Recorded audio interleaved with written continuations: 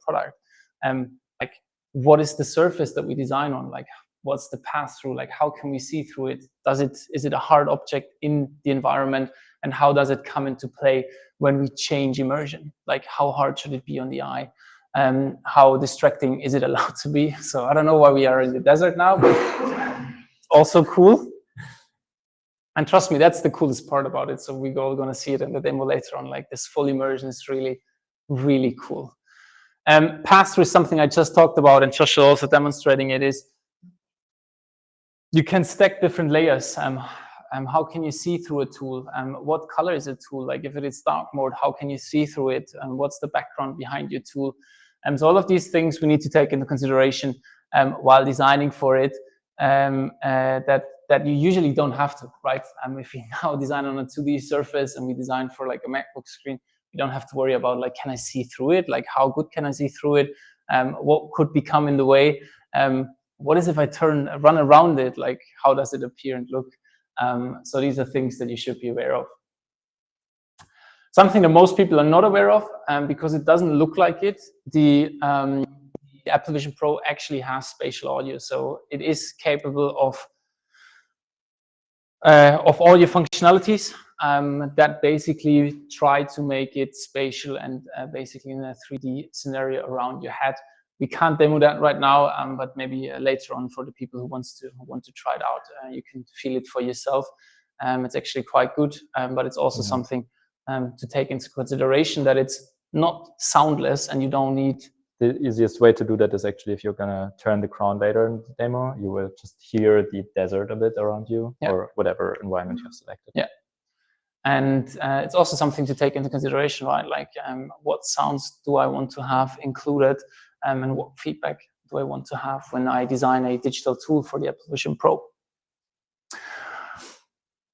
Eyes and hands, I think that's a big thing as well. I mean, we are always, when we design for an iPhone or for Android phones, we're always thinking, okay, like, what is the easiest touchable area? Like, what is easy to reach? What is hard to reach? And how far do we want to stretch out certain things? And for the Apple Vision Pro, all of a sudden we have the full motion of the body in a way, and we have the full motion of the hands available. We have the whole motion of our eyes available, because, and I don't know who is familiar with it, but actually most of the control you do with your eyes. So you just look at it, and it takes that as an input, but it also can use your hands as the input. It is able to give you a virtual keyboard. It's able to recognize all of your fingers, and it's able to do a lot more with it. And that's something, again, like a whole new dimension that's opening up that we have to take into consideration. Ergonomics, obviously, you need to wear the headset in order to use it. That is something that you have to keep.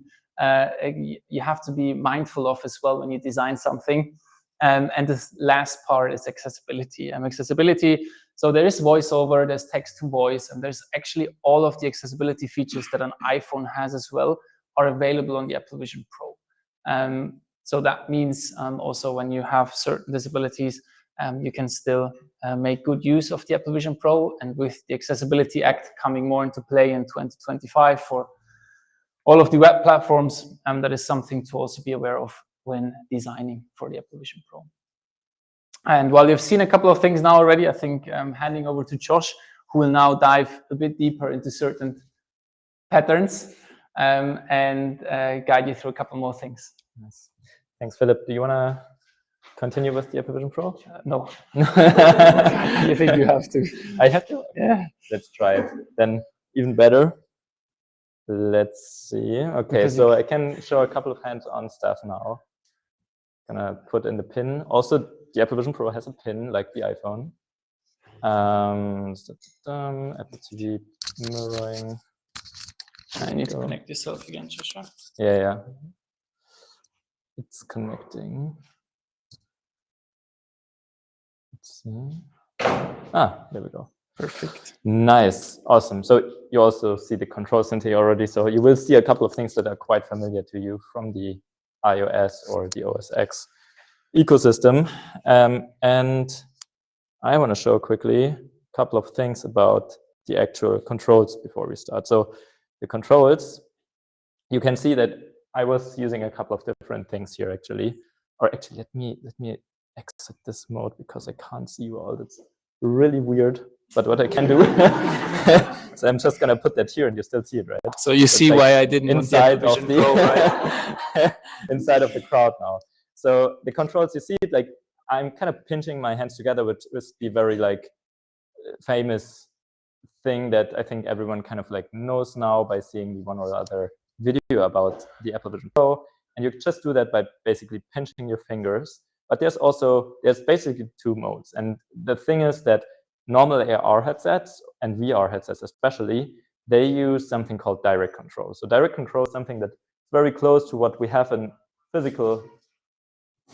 our physical room, so we can like directly interact with these things.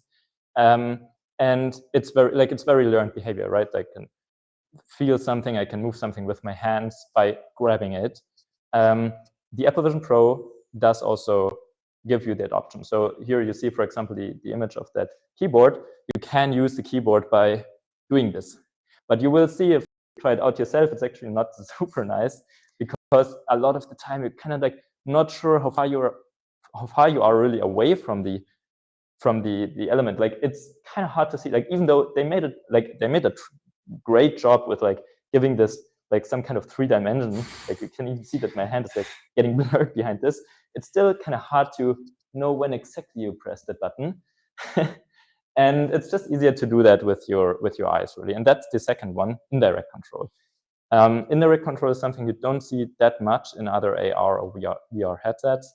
But Apple is really leveraging that like 99% of the time, because you can just like rest your arms at a natural kind of like position of your body and do everything with it. You can like pinch and hold, you can rotate, you can zoom, double tap.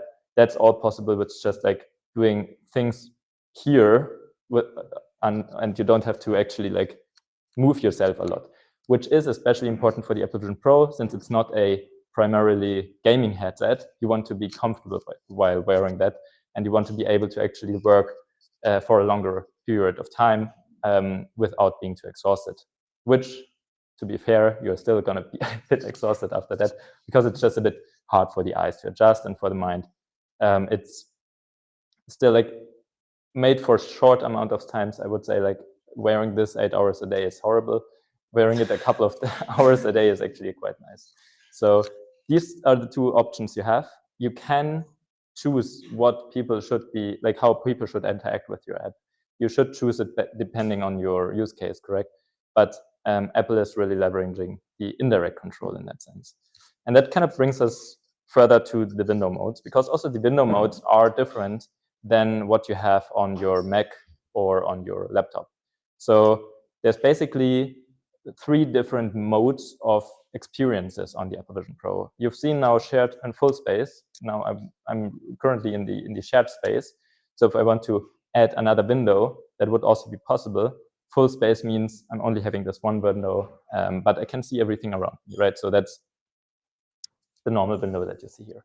We also have panorama, which would be, for example, if I activate this landscape here, I can still see partially that I'm in a room, both sides, up and down, but there's also like an immersive kind of landscape or environment in front of me, and the full environment would be basically a third option here. You really don't see anything anymore of your real environment apart from your windows, which is really nice, because you can just, even if you're like in a small flat doing home office the entire day, you can actually do that. And there's also a fun little feature, I'm sure most of you know it, like if you're actually looking at some people, then they will kind of like now shimmer through the immersive view, because the Apple Vision Pro sees when somebody looks at you, and they will just also kind of like send that person through. In terms of window modes, we have 3 different versions that are pretty close to what we already know. There's the classic 2D window. So that's just, for example, like if you now open the browser here, you will see the normal website, how it would be displayed as well on your browser. But in this kind of like virtual environment here, you can also open 2 windows at the time. That's no problem. You can also just enable the mode that I was talking about before, if you remember, the full space. Then, and this would be this would be that case here, then you only have one window, right? You don't allow people to actually open another window next to your product, which can have its benefits if you really want them to focus on that one thing. There's also a new thing, I would say, called volumes. So volumes is nothing that you kind of see in everyday apps or normal macOS apps or even websites. It's really something like just a 3D object placed in your environment directly. And together with that, you have some kind of like small widget where you can also interact with that. But in the end, this is really just it's like called volume, and at Apple, it's like a 3D object in your virtual space, especially important, for example, e-commerce, obviously games. So really good use cases there. And the third one is Sheets. So that one is familiar to all of us, I think. That one is really similar to what we also have in normal mobile product design. There's also a couple of more native components, I would say, that was added here. For example, this little widget down here that I also had in the presentation earlier, if you remember, that's called an ornament. So an ornament is a fancy word for widget, as far as I'm concerned, to be honest, because it is in the end a widget, but it lives within an app. So it's not a widget that's on your home screen, like there's also a home screen, if you see here, it's the home screen. We don't have any widgets here as we have on the normal product, like on the normal iOS or OS X system. We rather have that inside of the actual app. So if I'm going to start the demo mode here again, you see this. This is my little ornament here, right? Kind of nice. We also have a toolbar. So toolbars, very familiar from certain apps already in some way. But the specialty about it is that there's also tab bar and sidebar. So there's, from my personal opinion, I mean, just talking in between us now, it's a bit too many bars for me. But you basically have the toolbar for horizontal, like it's always horizontal. It's always giving you kind of like subcategories, and then you have the sidebar, which is giving you categories, and you have the tab bar, which is always vertical, that gives you main categories, basically. So here you see that in the library, you kind of like have selected here that one. and you see that the sidebar, that will change depending on what you have selected on your tab bar. But inside of this, again, you could have this toolbar as well, right? So it's a bit like this gives you a bit more flexibility that you have rather than like on normal apps, but it gets, I think like it needs a bit of time until you get actually used to that. So they gave us another navigational pattern that we can introduce to fit all our tabs that we need in the design somewhere in there. So we can have tabs and then full space web navigations now, basically. Exactly. Really nice also, of course, the menus. These are pretty similar to what we have now, but you see that they kind of like make a lot of smart use of this extra space we have. So instead of just displaying the menu inside of the window, they actually say, okay, let's just letting it overlap it. In this case, it's just overlapping it a bit, but you see it's also having an additional depth effect.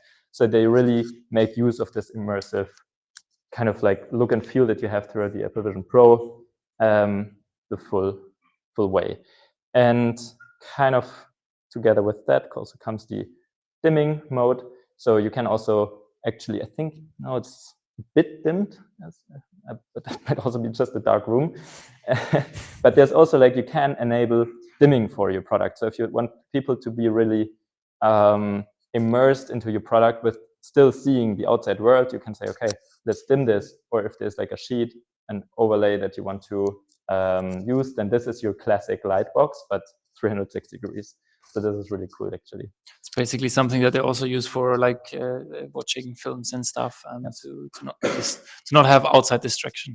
Basically, a lot in there, which is the keynote dimming mode. Watching films, also what like doing the setup things. That if you ever like set up the Apple Vision Pro yourself, you will see that there's actually like when you set up your eyes, they kind of also dim that and make it a bit brighter. And it's cool how they actually like work with the environment without like making it too distorted in that sense.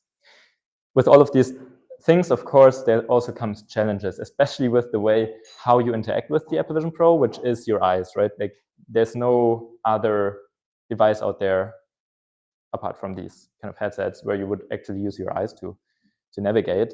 And the first thing that is actually a challenge is the sequential intent.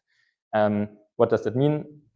Basically, I'm just able to do one thing at a time because I have to look with my eyes to do something, and I can't just grab things with both arms, right? This is not possible on the Apple Vision Pro. It's possible on other AR, VR headsets.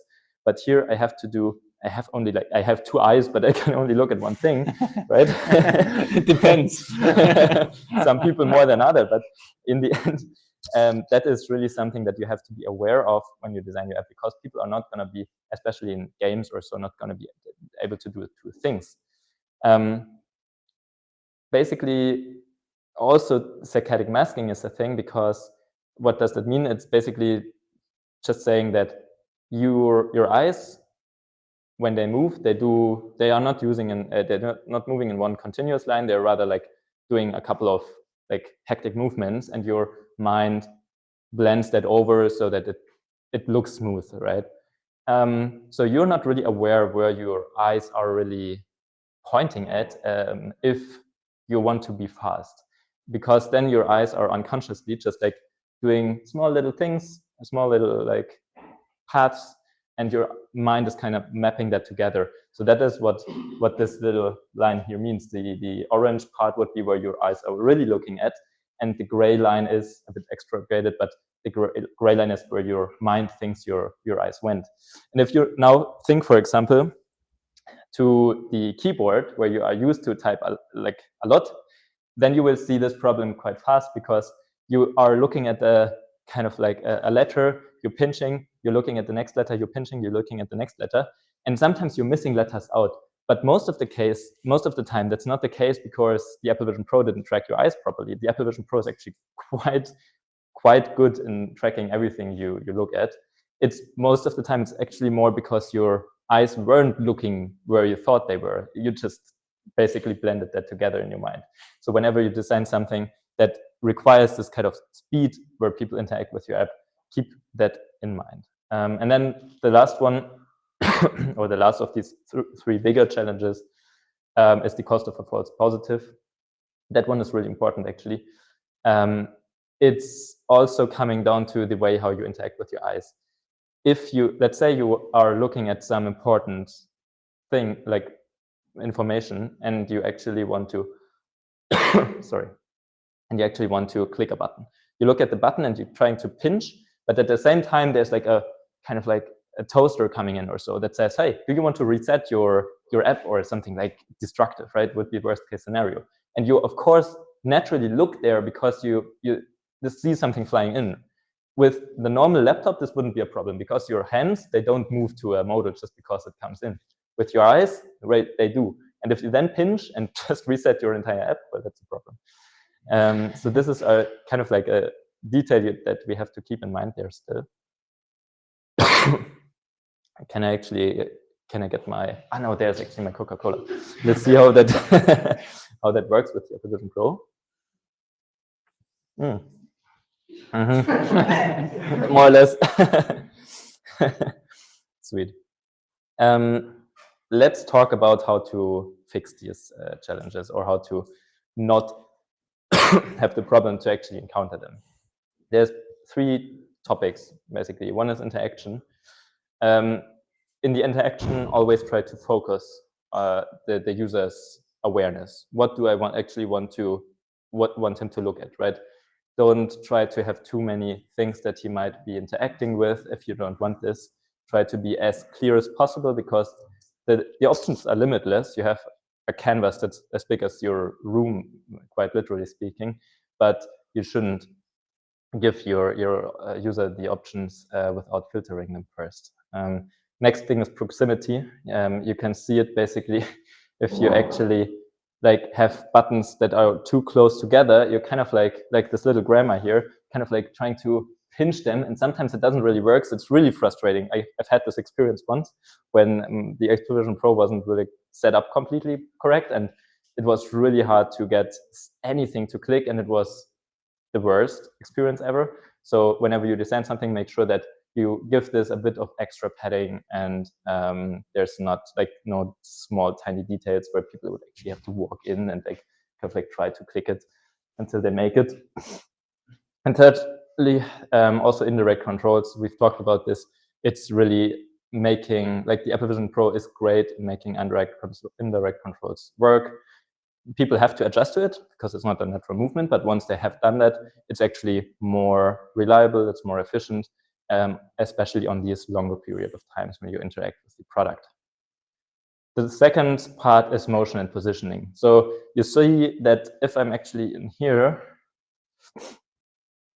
and I'm putting that here, everything is kind of like in my point of view. I have, or field of view, I have everything that I need. I can also turn around, but there's nothing that I have to interact with. So whenever you design something, make sure that people actually don't have to twist their head anywhere to actually engage with your app too much, because it's just tiring over time. And also movement is, of course, can get very dangerous. I don't see anything really where I'm working at. This is why the Apple Vision Pro, and I'm hoping I don't run into anyone here. No. This is why the Apple Vision Pro actually builds in this option that it just stops the immersive mode whenever you step out of this zone, right? Like I can see that I have to step into this zone here again, and it will activate automatically this meeting room, which is super nice. And thirdly, also motion, especially if you have this on your head for a longer period of time, even without having too much motion, you're feeling kind of dizzy if you're not used to that.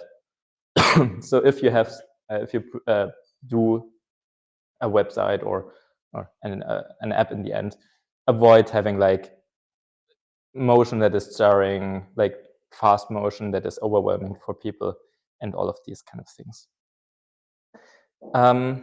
Third point and last point is the security or accessibility. Of course, everything has to be reachable, right? We don't have to, like, we are not having any a window anymore, like on our MacBook.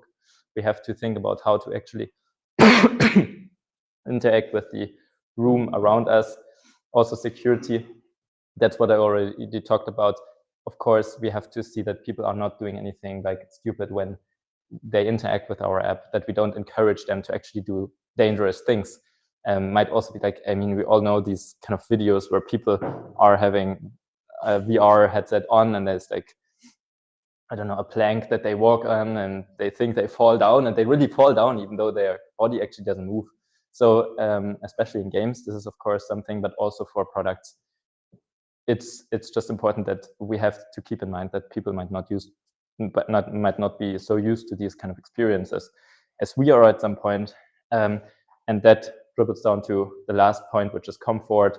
That's always the highest priority, right? That's also, if you read the Apple Vision guidelines, that's their most important point, is like, make sure that people are comfortable actually using your app. It's a new medium. It's not something that people are used to. People should be able to really use the app while sitting on their couch or so, without moving their body much.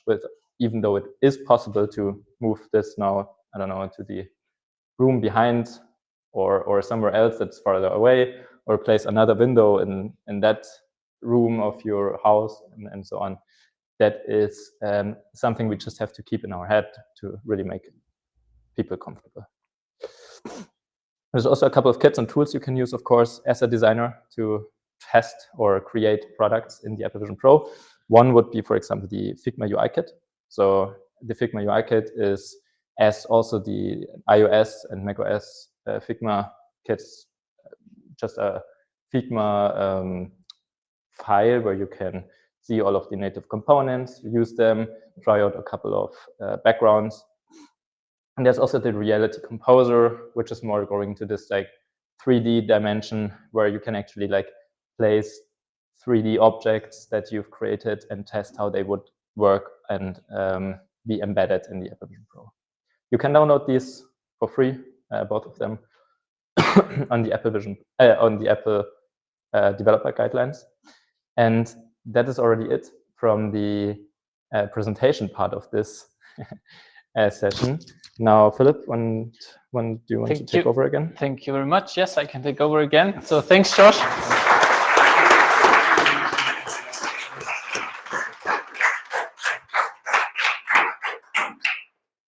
So yeah, that was our little intro into the Apple Vision Pro.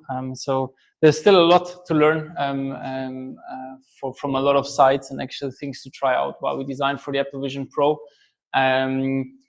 We have set up, if you go to the next page, we can combine it a bit. There's a little QR code that you can scan with your phones. You can sign yourself up to actually test it out yourself. And then we basically will call you out and you get like 5 minutes to play around with the Apple Vision Pro. And why didn't I take the Apple Vision Pro? I'm wearing contact lenses, and sometimes the Apple Vision Pro is not so good in moving and tracking the eye movement if there are contact lenses in between. So that is sometimes faulty. That's why Apple also offers it to buy the Apple Vision Pro with actual like already fixed glasses in there, because that is a thing that is quite known for them, and I don't want that to happen now. So Josh, now they can't scan the QR code though. So you see, after half an hour of wearing that thing, it's already getting quite tiresome. So there were also, like, I think Mark already left, and one of our product managers, he was the one most engaged with that thing so far, but also he cracked down after 2 hours of usage on a day, because it's just very unnatural still to the human brain and to the eyes, and it does take a lot of strain. But yeah, I hope you enjoyed that. If you have any questions, feel free to shoot them at us, also the people that are online. And while you're shooting these questions, please quickly scan the QR code if you want to try it out yourself. Sign yourself up. We will set up the corner back there and then keep going. First question. I don't want to be negative. Be negative. But I wrote down a lot of values and connection. On one hand, we're saying your screen could be the size of your room. Yes. And you could have hundreds of screens. Yes. But also, let's design for focus. Yes. Still ending up with one screen. Yes. On one hand, we're talking about accessibility, but I can see this also being a nightmare for accessibility. Yes. So, from your experience, what is the future? So I just talked to someone in the room actually about that as well. I have a very strong opinion on it, because you see it's very contradictory in itself, and the device itself is very contradictory. What I do believe is there's a huge space in the medical industry, in the construction, manufacturing industry, where you actually maybe have to teach something, have to learn something, where you can immerse yourself in that action, where you can try out things without actually hurting someone or getting hurt by something. I also think in the education sector per se, like there's a huge opportunity. What I don't think is that we as designers or also developers that we have in the room will end up using such a thing anytime soon for 8 hours on a daily basis. I just don't see it happen. The MacBooks that we're having are just way too strong and way too comfortable and way quicker to use for that. You so also don't have any like upsides of using it. I mean, yeah. I've also tried to use it for work really, but it's not that you can do anything different than you can do on your MacBook normally, right? Like you can do the same things, which is already like a big step, I think. Like this is really nice already, feels smooth, but you can't do more really.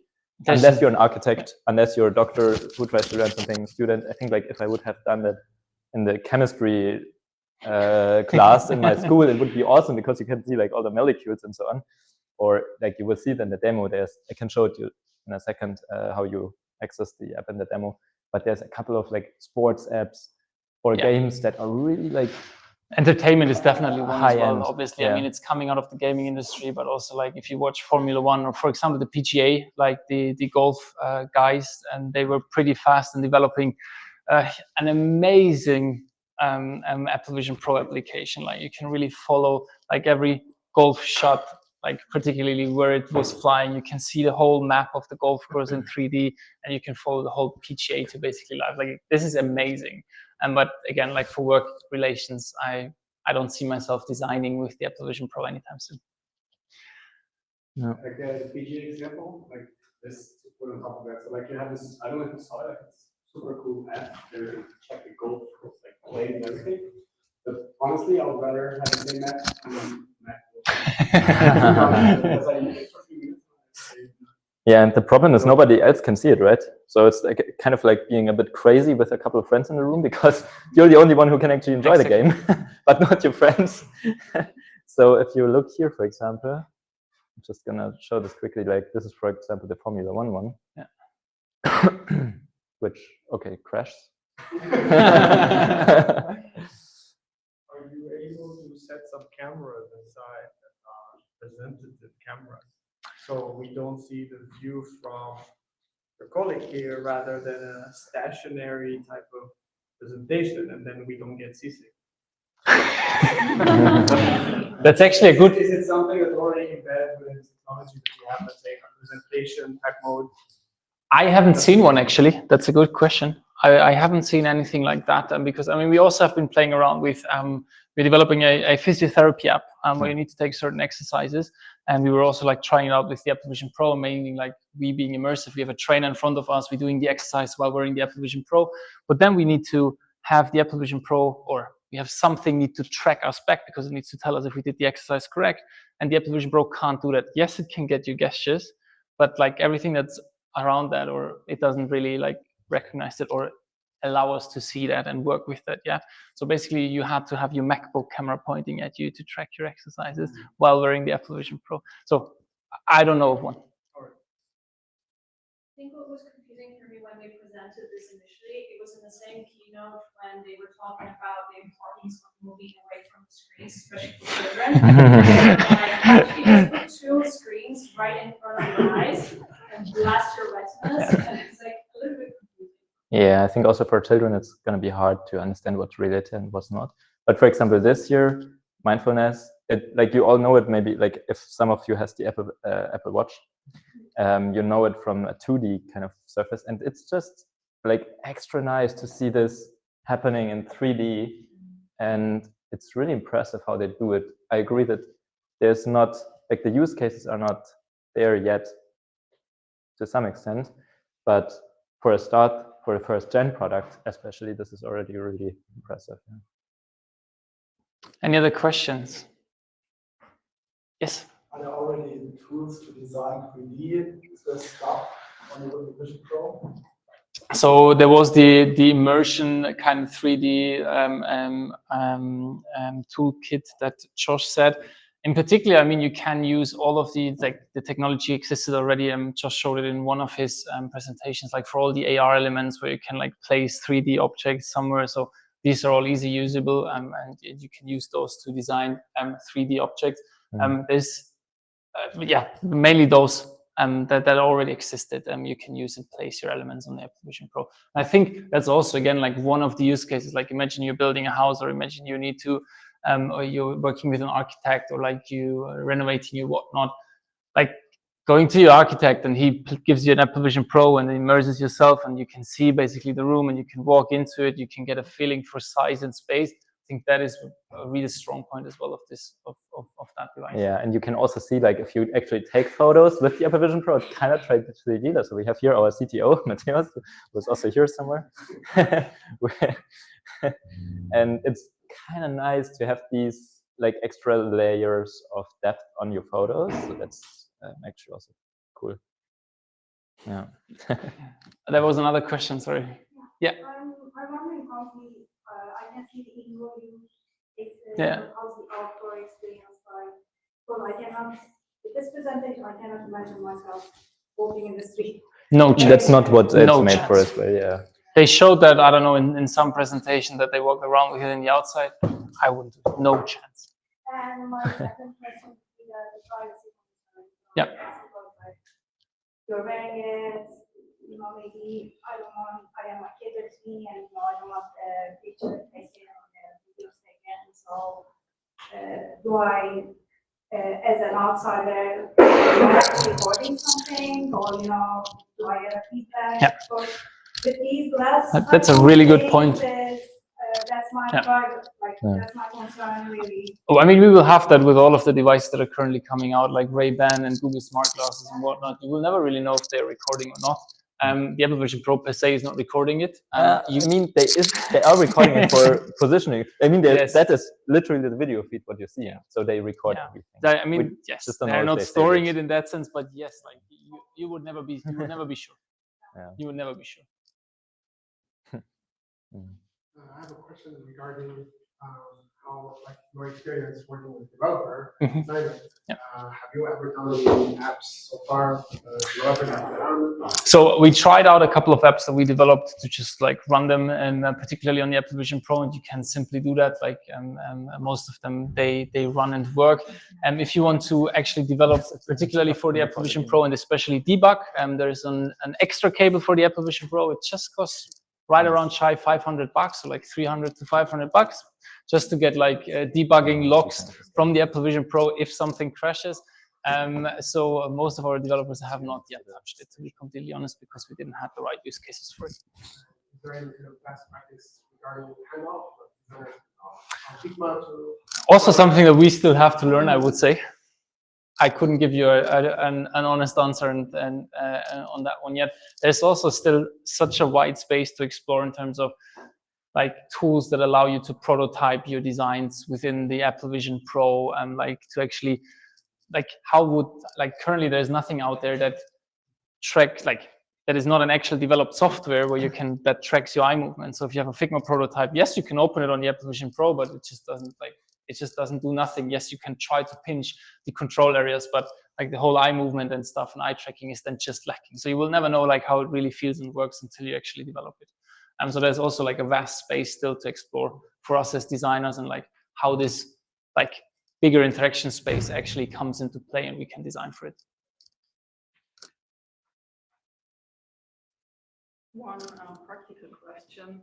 When you are in fully immersive mode, so VR mode, and someone goes to you, will the Apple Vision Pro recognize that? Yes, they actually do. I mean, if you look into the direction of them, it will kind of like appear to you as a ghost. But if you don't look at each other? I think at a certain point it starts coming into your view, basically. Yeah. But you can definitely scare the heck out of someone. Like if you're just coming from the back, there's no way. Yeah. You're sure?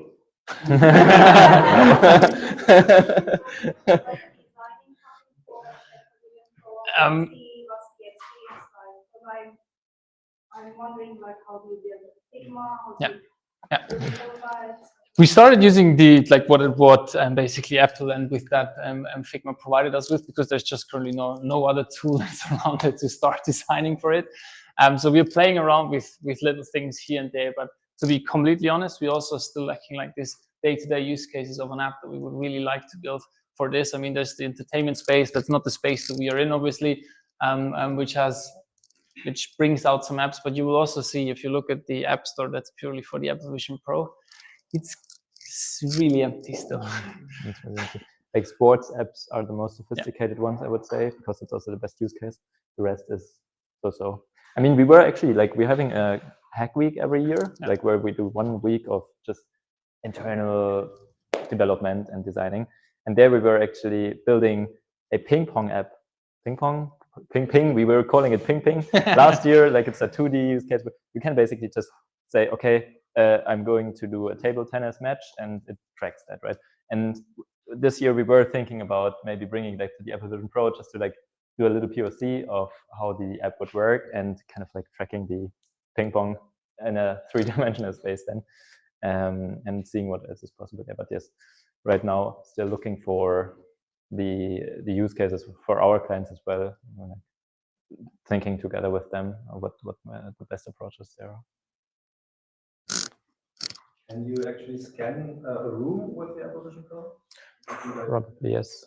It also has LiDAR. It has LiDAR, yes. I think I was thinking if you're developing something, that would call it spatial computing. Yeah. So you should consider also in which room your activity is taking place. Maybe you have something universal. Yeah. If you say, okay, you have an exposition, then you should have like a possibility to have a 3D model and use it for development. So you would do like modeling like an architect. Yes. Even if you're developing software. Yes, that is very true. And I think that is also, like completely true. Yeah. I think you have to then also take into consideration how they do this with these spaces. Like Josh just showed it, like you can step out and in of a space within the app, and you can do that then programmatically as well. And you can set like areas of that spaces, and you can allow users to step out into one and into another one. So that's also something that comes into play in for exposition, because it is like augmented reality. You can like immerse yourself. Like if you like for expositions, for example, you can then have certain spots as well. And I think that will also be like the use case or how it is currently used in such venues and events, and also for learning purposes, that you can like walk around and then you step into one, you do the exercise, and you step out into the next one. Awesome. Good questions. I mean, here is the QR code again if you want to sign up for, just that we don't have everyone at once, right, trying it out. And so you can just like scan it, put your name in, send it, and then it will appear on the list, and it will just like go one by one, basically.